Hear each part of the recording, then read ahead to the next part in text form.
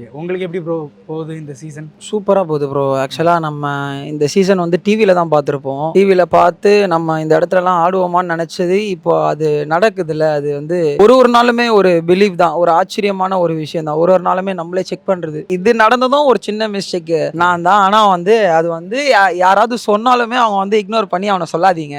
பார்ட்னரா நான் அவனுக்கு சப்போர்ட்டிவா இருக்கணும் மட்டுமே நினைக்கிறேனே தவிர்த்து யாரும் அவனை நெகட்டிவா ஃபீல் பண்ண வைக்கக்கூடாது. ஸோ கண்டிப்பா. இதை தாண்டி எவ்வளோ விஷயம் இருக்குது, இதை தாண்டி எவ்வளோ பெரிய இதெல்லாம் நடந்திருக்கு. அவங்க ப்ளேம் பண்ணிட்டு போனால் எப்படியோ போயிருக்காங்க.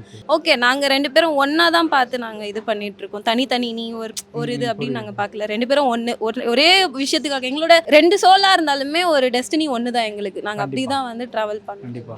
ஸோ இப்போ ஃபைன் ஆனீங்க. யா குட், பரவாயில்ல, நல்லா ரீஹேப் அதெல்லாம் போயிட்டுருக்கு.